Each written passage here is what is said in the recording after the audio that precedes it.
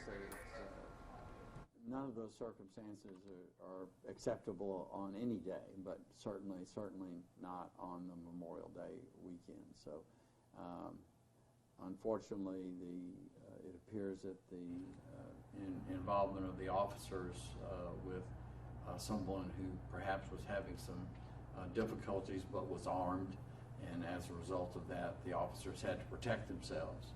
And it's under investigation by the Louisiana State Police. I really don't have any further comment from that, except that it appears, at least at the outset, that it was something that, from the officer's standpoint, was necessary for their defense. I am concerned of the proliferation of weapons and people apparently willing to pull out their weapons at what has to be slight provocation. I mean, exchanging words with somebody is not something that ought to result in somebody's death.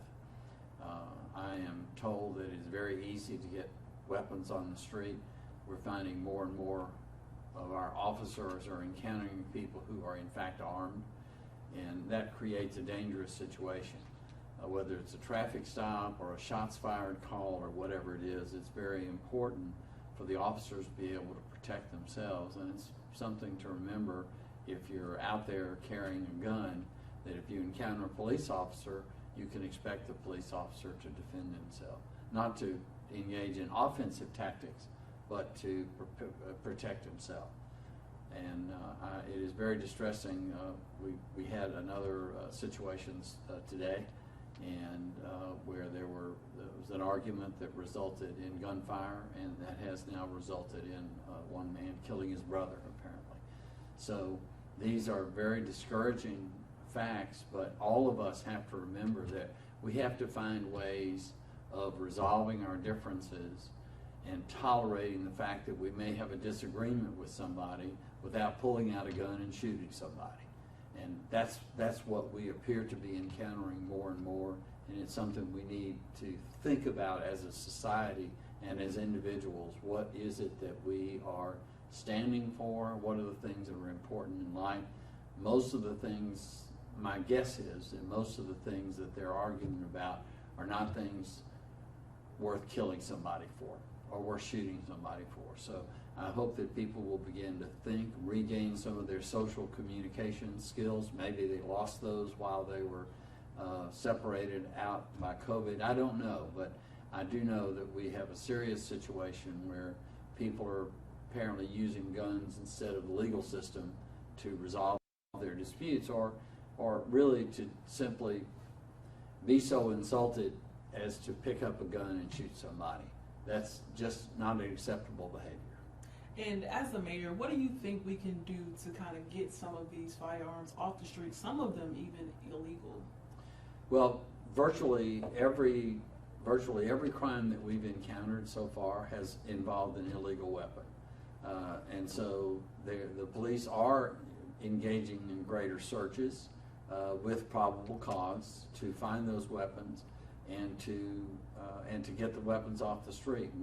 We are ahead of last year. Last year we confiscated about 1,200 weapons that were illegal or illegally used.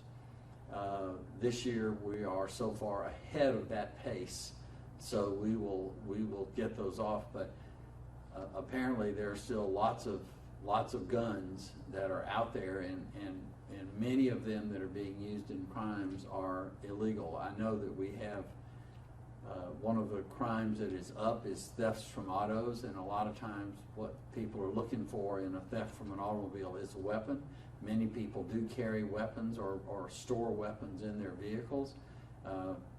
My plea to anyone who has a weapon in their vehicle is please remove it. If you feel like you need to drive around with it, put it back in the car, and when you're not driving around, put it in someplace safe where somebody else doesn't have access to it. What would you say to these families that's been impacted within the last 24 hours, but also to the city of Shreveport? Well, my heart goes out to everybody whose husband or son or wife or daughter is involved in a shooting that results in their loss of life. That all of us have to be mindful that life is a valuable thing, and that we do not need to take it lightly or take a life lightly.